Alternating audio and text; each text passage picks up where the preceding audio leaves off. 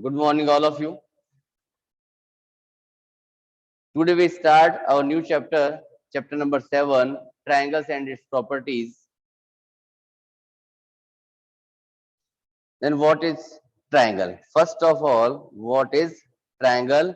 Then triangle is a simple closed figure. What is triangle? So introductory part करें.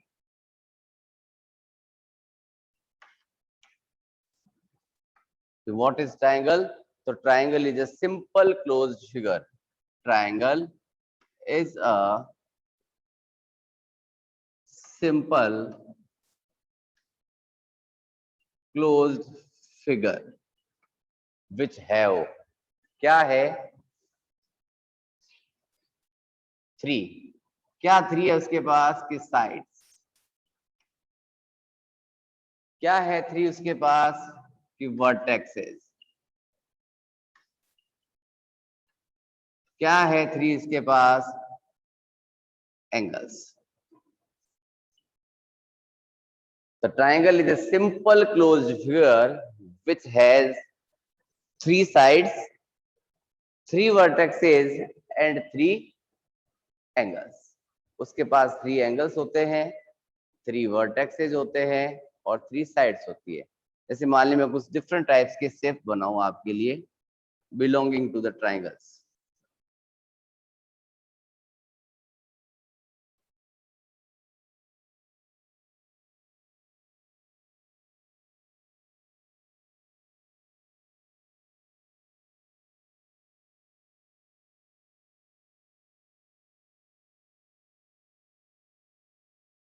Only types shapes बनाई है मैंने जो ये डिटेक्ट करेगा कि इसके पास क्या क्या है. फर्स्ट ऑफ ऑल मैं बात करूं साइड्स के रिगार्डिंग तो फर्स्ट फिगर में A B B C and C A या A C. These are 3 lines. Then 3 vertices A, B and C. 3 vertices. Then therefore angles, angle A, angle B and angle C are the angles of triangle ABC. A, B and C are vertices. A, B, B, C, C, A are 3 sides. Similarly, P, Q and R are vertices. Angle P, angle Q and angle R are angles of triangles, and PQ, QR and RP are 3 sides. Similarly, XY and Z are 3 vertices. Angle X, angle Y and angle Z are angles, and XY, YZ and XZ are 3 sides of a triangle. ठीक है, simple सा concept था. A triangle is a simple closed figure which have 3 sides, 3 vertices and 3 angles. Okay, simple सा column है और कुछ भी नहीं है इसमें. इसके बाद बात करते हैं हम लोग next classification of triangles on the basis of their sides. Classification of the triangle on the basis of their sides. कि ट्रायंगल्स का क्लासिफिकेशन करेंगे कि how many types are triangles in the basis of number of sides.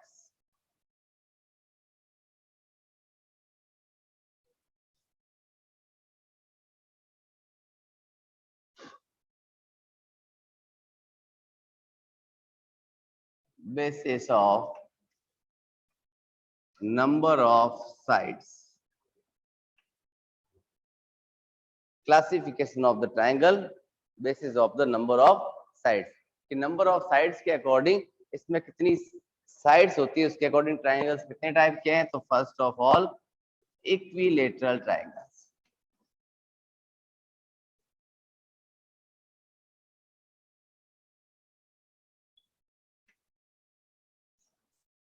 Equilateral triangle.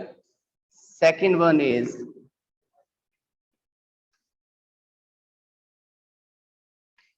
Isosceles triangle और third one is scalene.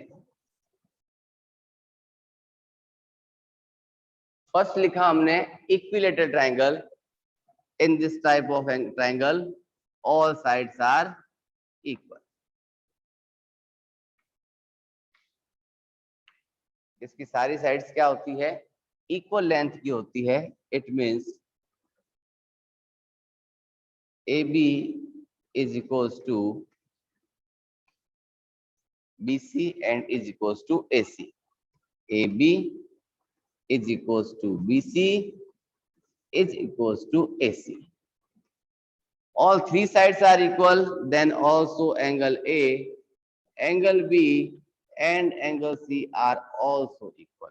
यानी equilateral triangles में all sides equal होती है, all angles भी आपस में क्या होते हैं, इक्वल होते हैं. ऑल साइड्स इक्वल है, ऑल एंगल्स भी आपस में इक्वल होते हैं. Isosceles triangle it means any of two sides, any of two sides are equal. यानी ट्राइंगल की थ्री साइड्स में से कोई भी टू साइड्स का पेयर जो होगा वो इक्वल होगा.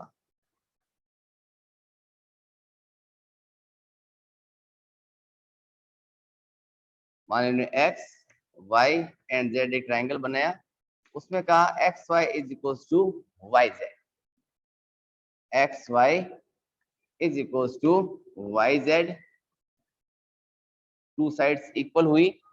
देन इसके बेसिस पर y और z भी आपस में क्या हो गया, equal. Then angle y is equals to angle z. ये वर्टेक्स एंगल जो होता है वो नॉट इक्वल होता है, वर्टेक्स एंगल इसका नॉट इक्वल होता है. ठीक है. Last scalene, all sides are unequal, all sides are unequal. And तीनों की तीनों साइड्स जो है वो डिफरेंट लेंथ की होती है, 1 2 एंड 3. यानी ए बी बी सी सी ए कहते हैं, या फिर मैं इसको पी क्यू आर नाम दूं अगर, तो P Q is not equals to Q R and is not equals to P R. तीनों साइड्स आपस में इक्वल नहीं होती. यानी अब तक हमने क्या देखा, introduction of triangle. Triangle is a simple closed figure which have three sides, three vertices and three angles. उसके बाद किया हमने classify the triangles on the basis of their sides. उसकी साइड के बेस पर, साइड की लेंथ कैसी है ना, उसके बेस पर. तो equilateral, all sides are equal, all angles are equal. Isosceles triangle, any of two sides are equal. कोई जरूरी नहीं ये दो साइड हो, ये दो भी हो सकती है, ये दो भी हो सकती है. और जो इक्वल होगी, इक्वल का जो वर्टेक्स होगा वो होगा आपका वर्टेक्स एंगल. उसके अपोजिट के बेस एंगल जो होंगे वो आपस में हमेशा क्या बनेंगे, equal. All sides are unequal, then also angles are also unequal.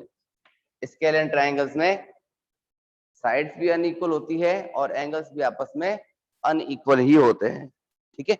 चलिए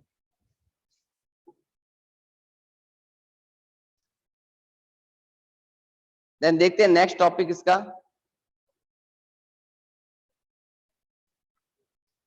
next, classification of the triangle basis of their angles, basis of their angles.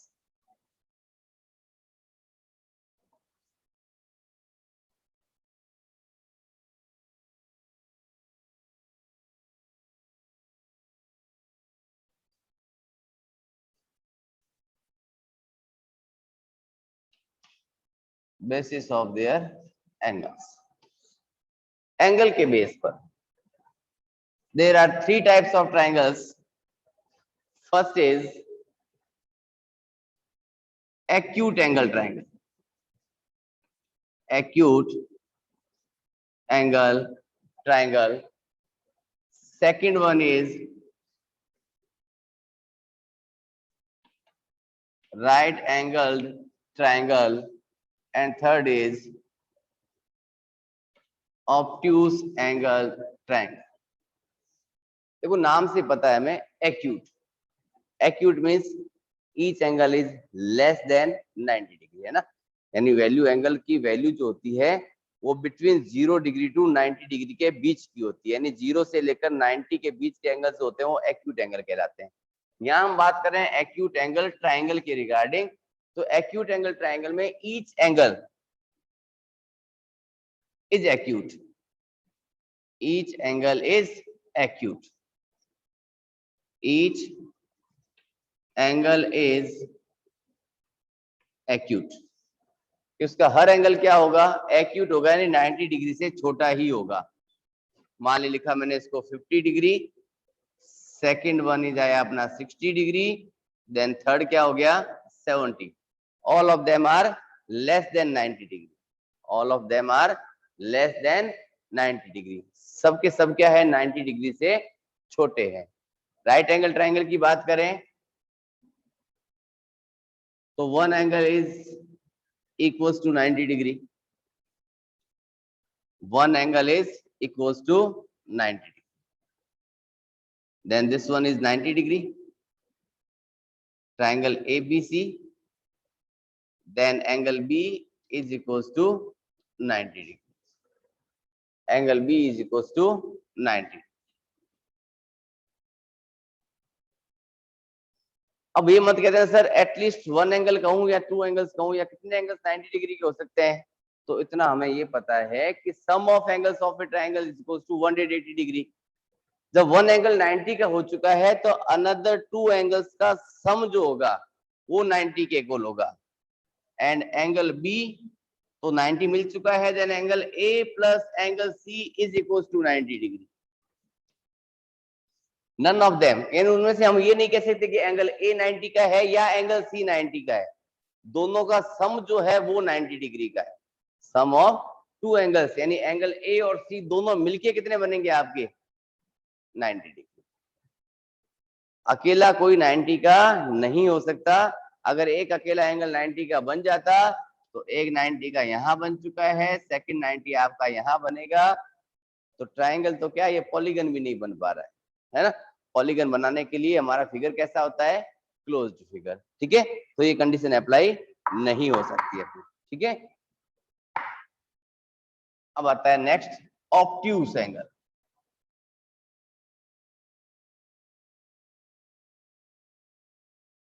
any one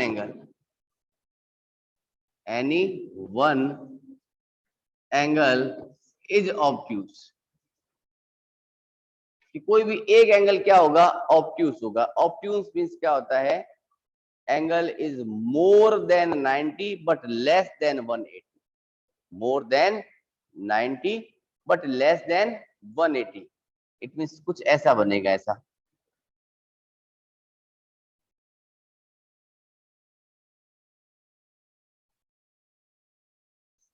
मान लीजिए ये दे देता हूं मैं आपको 115 degree A, B and C। We know that sum of angles of triangle is equals to 180, then remaining two angles का sum जो होगा वो कितना बनेगा 65 डिग्री, है ना। It means angle A plus angle C दोनों मिलके हमेशा क्या बनेंगे,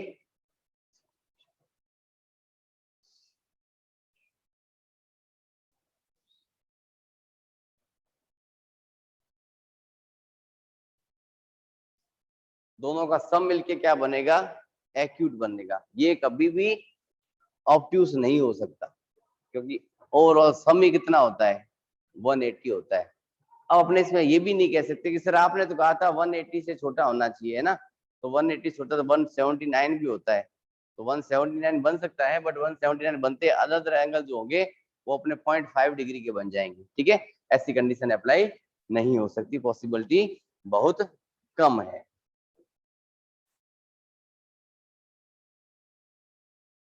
चलो देखते हैं next topic, median.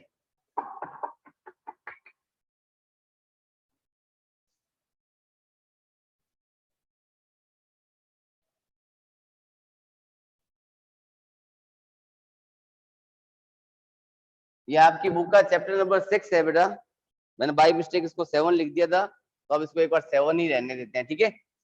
Next day की क्लास में चेंज कर देंगे इसको। मीडियंस,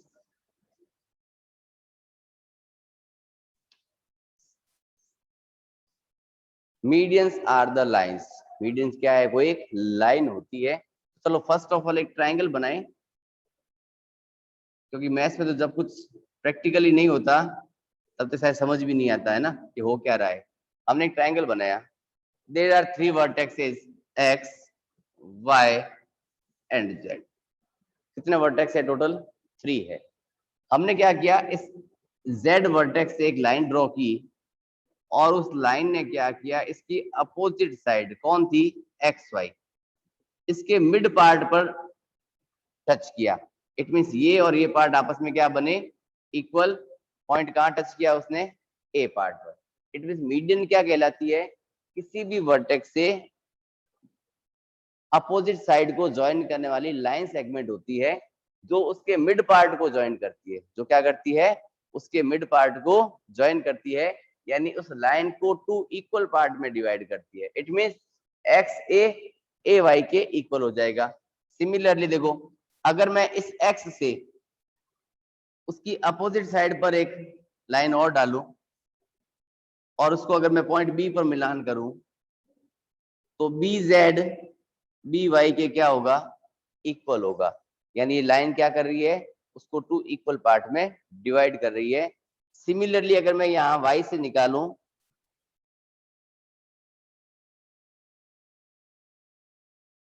तो इसने ये C पॉइंट पर इस एक्स जेड लाइन को 2 इक्वल पार्ट में डिवाइड किया।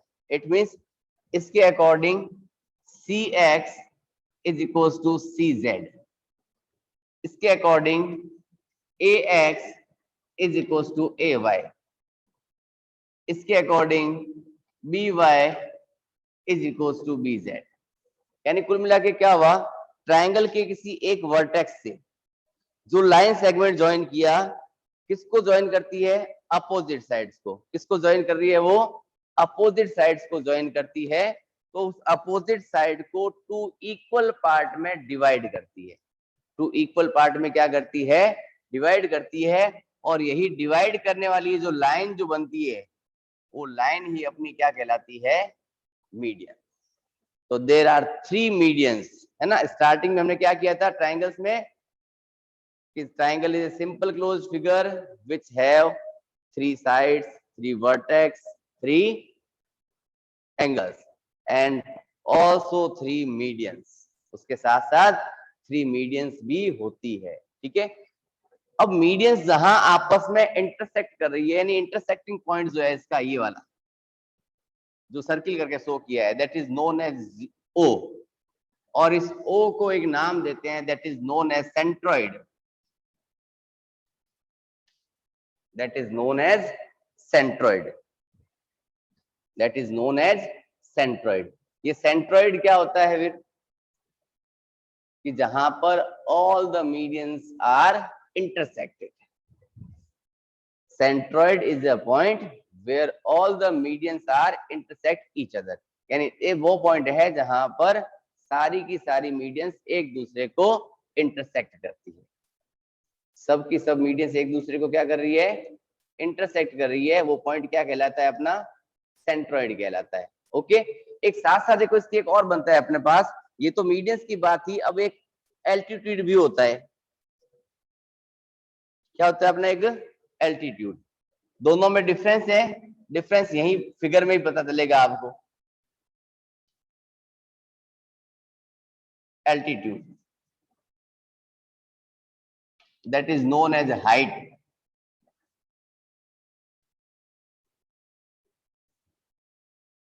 कोई एक ट्रायंगल ड्रॉ किया हमने एबीसी, पॉइंट ए यानी वर्टेक्स ए से मैंने उसकी अपोजिट साइड पर एक परपेंडिकुलर ड्रॉ किया। क्या ड्रॉ किया हमने? एक परपेंडिकुलर। यहां हमने क्या कहा था? परपेंडिकुलर का नहीं कहा हमने। हमने क्या कहा? एक ज्वाइन किया जो इस लाइन का मिड पॉइंट पे ज्वाइन करता है। यहां हमने कहा, क्या कहा है? वो एक परपेंडिकुलर है। ये नहीं कहा कि वो इसका मिड पॉइंट है। इट मींस एल्टीट्यूड इसकी अपोजिट साइड्स को 2 इक्वल पार्ट में डिवाइड कर भी सकती है और नहीं भी कर सकती। डिवाइड कर भी सकती है और नहीं भी कर सकती। और सेकंड थिंग कि एल्टीट्यूड, ये लाइन जो खींची हमने, वो लाइन जो ड्रॉ की है वो लाइन कहलाती है एल्टीट्यूड। एल्टीट्यूड हमेशा परपेंडिकुलर होती है, यानी एल्टीट्यूड का एंगल जो होता है हमेशा 90 डिग्री का ही बनता है, बट मीडियन में कभी 90 का बने कोई जरूरी नहीं है।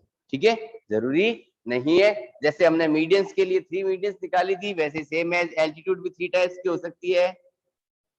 ये भी परपेंडिकुलर बना ई पॉइंट, ये फिर एक परपेंडिकुलर बना एफ पॉइंट, यहाँ पे भी तो आपस में मिले। ये जब मीडियंस आपस में मिलती है तो कहलाती है सेंट्रॉइड, और जब ये एल्टीट्यूड आपस में मिलती है तो उसको कहते हैं ortho centre. Intersecting point of 3 altitudes, ortho centre 3 lines, यानी एल्टीट्यूड जो होगी उनका इंटरसेक्टिंग पॉइंट जो होगा वो क्या कहलाएगा, ऑर्थो सेंटर का आएगा। और जहां मीडियन से एक दूसरे को इंटरसेक्ट करेगी वो पॉइंट कहलाएगा अपना सेंट्रॉइड। दोनों का डिफरेंस पता चला। मीडियंस परपेंडिकुलर नहीं होती रियलिटी में, नॉर्मली तो नहीं दिख रही देखो अपने को, बट अगर मैं इक्विलेटरल ट्रायंगल की बात करूंगा, किसकी बात करूंगा, इक्विलेटरल ट्रायंगल की, तो इक्विलेटरल ट्रायंगल में ऑल साइड्स आर इक्वल, तो इस लाइन का मिड पॉइंट भी यही होगा, इसका मिड पॉइंट भी यही होगा, और इसका मिड पॉइंट भी यही होगा। इस कंडीशन में ये परपेंडिकुलर भी होती है, मिड पॉइंट भी होता है। इट मींस इक्विलेटरल ट्रायंगल में, इन इक्विलेटरल ट्रायंगल एल्टीट्यूड और मीडियंस आर इक्वल, दोनों सेम चीज होती है। केवल किस कंडीशन की बात कर रहा हूं मैं, इक्विलेटरल ट्रायंगल में, बाकी अदर में कंडीशन बदलती रहती है, इसलिए उसके ऊपर ज्यादा फोकस करने की जरूरत नहीं है। इस टाइप के आगे क्वेश्चंस की बात करेंगे नेक्स्ट डे की क्लास में। ओके बाय, टेक केयर बेटा, मिलते हैं कल।